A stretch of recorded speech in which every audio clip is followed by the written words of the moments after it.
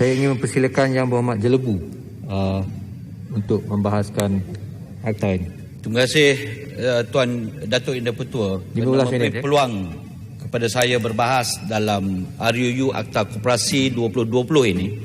Secara asasnya saya melihat pindaan yang ingin dibuat terhadap Akta Koperasi atau Akta 502 ini adalah merupakan bagi sebagai satu kemudahan bagi urusan pendaftaran dan pengoperasian koperasi di Malaysia.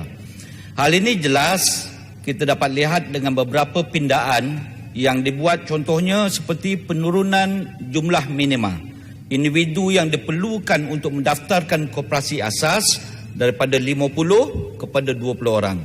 Selain daripada itu, jika dahulu koperasi memerlukan sekurang-kurangnya 25 ahli untuk penandatangan atau pengesahan minit mesyuarat, dengan pindaan ini hanya 10 orang sudah cukup untuk mengesahkan minit mesyuarat tersebut, dan pelbagai lagi pindaan-pindaan yang boleh kita dengar dan baca di dalam RUU ini. Pastinya Datuk Indah Petua, selepas 27 tahun akan ada perkara-perkara di dalam akta ini yang sudah kurang bersesuaian ataupun perlu dilihat semula seiring dengan perubahan keadaan semasa. Saya melihat pindaan ini adalah merupakan langkah yang terbaik dalam memudahkan urusan rakyat dan mengurangkan terutamanya dalam soal kerenah birokrasi. Tambahan pula dengan keadaan pandemik COVID-19 yang tidak pernah ataupun tidak hilang sehingga ini, pastinya dengan pindaan sebegini sedikit sebanyak akan ada urusan rakyat yang kita pun mudahkan. Koperasi di Malaysia, untuk rekod Datuk Indah Petua, bakal mencecah usia 100 tahun pada tahun 2022. Konsep koperasi ini mula diperkenalkan di Malaysia pada tahun 1902 ataupun 1902 dengan hanya permulaan sebanyak 11 koperasi dan 825 ahli sahaja. Namun begitu, sehingga tahun 2019, koperasi di Malaysia telah berkembang kepada 14,275 koperasi dengan ahli seramai lebih kurang 6.5 juta orang. Koperasi di Malaysia juga dikatakan telah menjana pulangan sebanyak lebih 40 bilion dengan bilangan aset mencecah 140 bilion.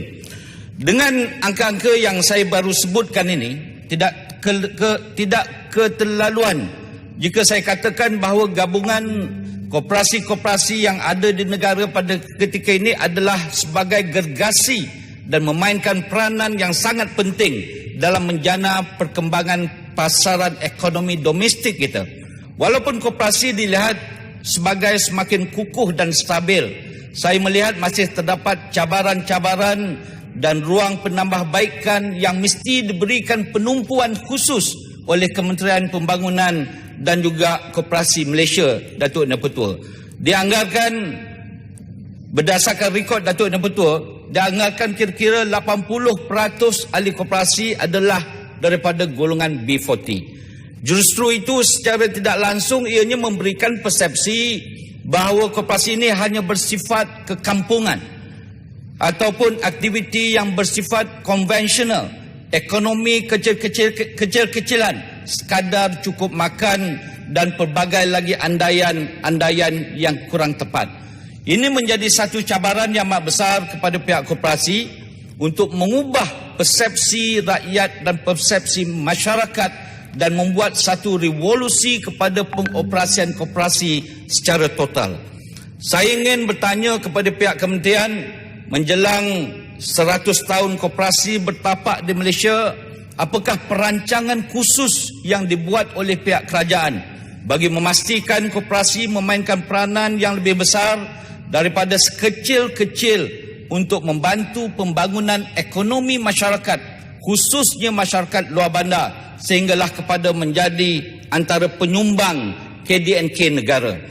Antara beberapa masalah, Datuk Indah Petua, masalah koperasi di Malaysia yang boleh kita bagikan kepada 3 jenis, iaitu koperasi asas, koperasi menengah, gabungan daripada beberapa koperasi asas, serta koperasi atasan, yakni gabungan di antara koperasi menengah ataupun menengah atas. Itu adalah pelbagai ataupun jenis koperasi yang ada secara formalnya. Namun begitu, hari ini saya ingin membuat pengkelasan baru dalam soal koperasi yang ada di Malaysia, yakni koperasi yang sihat dan berdaya maju. Koperasi yang mempunyai pulangan yang menarik dan berbaloi untuk ahli dan sebagainya. Dan koperasi yang kedua adalah koperasi yang demam-demam kura-kura ataupun suam-suam kuku.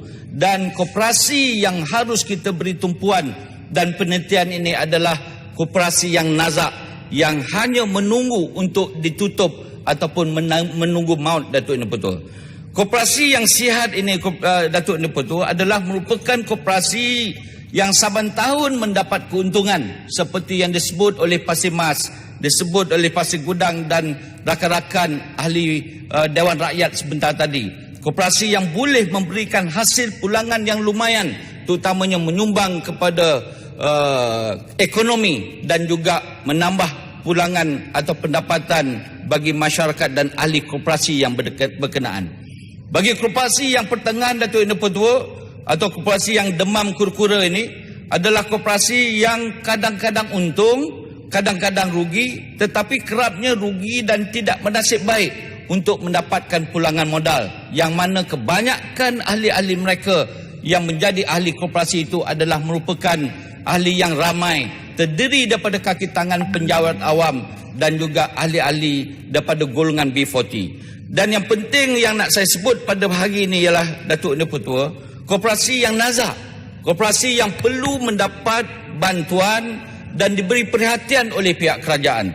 Yang mana koperasi ini adalah merupakan koperasi yang saban tahun rugi, tidak berjaya di dalam perniagaan yang dijalankan dan hanya menunggu masa untuk ditutup ataupun mendatangkan masalah keuangan yang dijalankan oleh jawatankuasa dan lembaga pengarah koperasi yang berkenaan. Saya ingin memfokuskan kepada koperasi yang sebegini, Datuk Inu Petua. Kebiasaannya koperasi yang sebegini adalah daripada jenis koperasi asas, yang mana jumlah bilangannya, ahlinya tidak begitu ramai, tetapi modal yang ada kepada koperasi yang berkenaan juga adalah tidak terlalu tinggi. Koperasi yang berpenyakit seperti ini yang paling banyak di Malaysia, yang kita harus terima hakikat dan kenyataan. Dan saya merasakan bahawa pihak kerajaan melalui Suruhanjaya Koperasi Malaysia perlu lihat dengan lebih serius tentang bentuk bantuan dan subsidi ataupun bentuk mana untuk mengupayakan semula koperasi-koperasi yang bermasalah ini. Datuk Inu Petua, saya ingin bertanya kepada pihak kementerian. Sekejap jempol. Saya ingin bertanya kepada pihak kementerian, adakah pihak kementerian mempunyai kriteria khusus untuk mengkelaskan koperasi di Malaysia berdasarkan kepada prestasi keuangan mereka, berdasarkan kepada prestasi aktiviti perniagaan mereka, dan berapakah jumlah koperasi di Malaysia yang dikategorikan sebagai sangat teruk daripada aspek keuangan. Sila Jempol. Terima kasih Jelebu. Tadi Jelebu ada sebut soal 3,200 koperasi yang tidak sihat, manakala 1,000 koperasi dilaporkan menggulung tikar. Adakah Jelebu perasan bahawa kebanyakan koperasi yang ada dekat Malaysia ini, khususnya dalam kawasan Felda, kawasan Fekra dan lain, dia asasnya adalah pertanian sahaja. Mereka ini tidak berkembang di luar.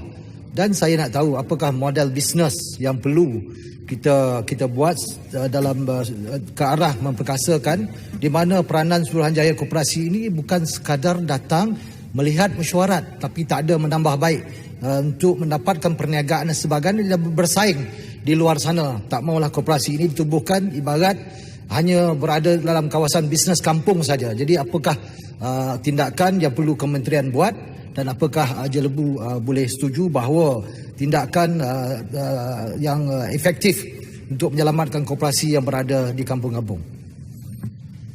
Terima kasih Jempol. Saya setuju dan saya minta supaya ucapan Jempol dimasukkan di dalam perbahasan saya. Datuk Inu Petua, pihak kementerian saya mengharapkan supaya mempunyai satu perancangan yang lebih komprehensif di dalam membantu koperasi-koperasi kampung.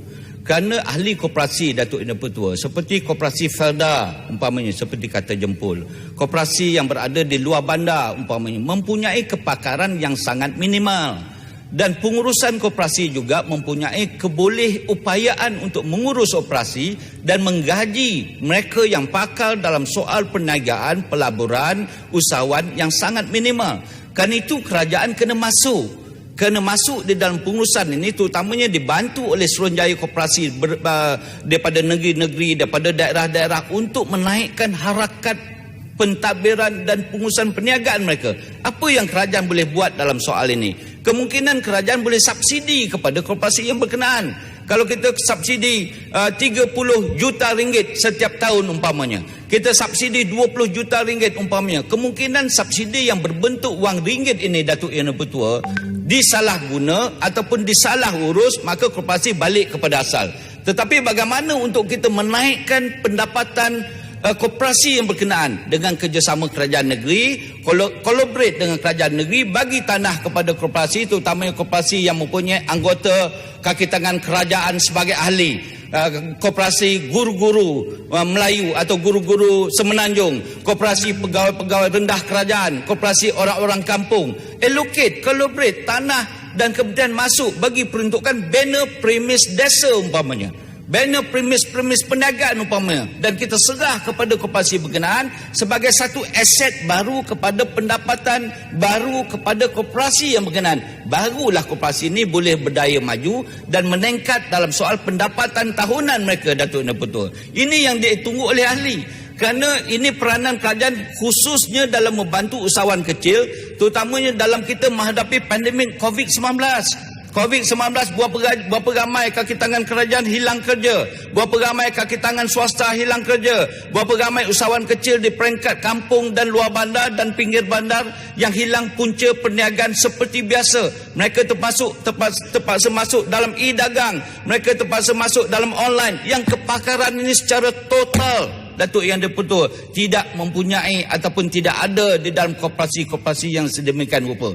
Kerana itu saya setuju dengan Jempol bahawa sesuatu mesti dibuat. Suntikan modal, suntikan aset, suntikan kepakaran dan kemahiran ini mestilah kita serah dan kita beri kepada koperasi yang berkenaan, supaya mereka tidak terus nazak, tidak terus tunggu maut, dan terus bangkit untuk menjadikan koperasi itu sebagai salah satu daripada punca pendapatan kepada ahli-ahli mereka. Datuk Yang Dipertua, saya sambung sikit lagi. Bagaimana mereka ini perlu kita bantu, Datuk Yang Dipertua. Tambah pula dengan keadaan pandemik, keadaan COVID yang kita tak tahu bila nak habis. Tahun, 2 tahun, 3 tahun, kita tak tahu bila nak habis. Vaksin pun tak dapat lagi, usaha pun kita buat tak selesai lagi, yang masih mengelilingi dan menghantui pemikiran masyarakat yang sentiasa terhimpit dan keadaan ekonomi mereka sentiasa berada dalam keadaan yang tertekan, Datuk Yang Dipertua. Adakah pihak kerajaan ada menyediakan sebarang bentuk bantuan khusus seperti yang saya sebut dalam bentuk grant ataupun pakej-pakej kewangan untuk menaikkan harakat status koperasi yang berkenaan? Mungkin sudah agak terlewat jika saya nak mengutarakan sebarang cadangan kepada pihak kementerian untuk dimasukkan dalam belanjawan yang bakal dibentangkan oleh kerajaan pada Jumaat ini, iaitu belanja 2021, kerana ianya akan dibentangkan dalam tempoh yang beberapa hari. Namun begitu, saya amat berharap agar akan ada satu pengumuman khas khusus yang berkenaan dengan koperasi dalam pembentangan belanjawan 2021 pada hari Jumaat ini. Jika kerajaan boleh memberikan bantuan, pelbagai bantuan prihatin nasional kepada rakyat secara individu, grant khas prihatin GKP kepada perusahaan kecil dan sederhana PKS, mengapa tidak kerajaan memperuntukkan sejumlah wang bagi memberikan bantuan khusus kepada koperasi-koperasi di dalam kategori koperasi yang mudah miskin tadi, Datuk Yang Dipertua. Semua pihak terkesan dalam keadaan kejatuhan ekonomi pada hari ini, dan semua pihak juga perlu dibantu dengan sebaiknya oleh pihak kerajaan without fail, dengan izin.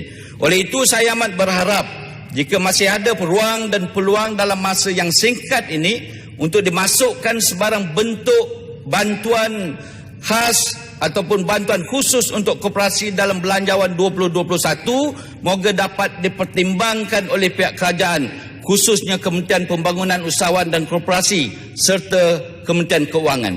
Dalam dekad yang terakhir ini, satu perubahan yang begitu ketara yang wujud di dalam pasaran negara adalah kemunculan kaedah e-dagang ataupun perniagaan secara atas talian.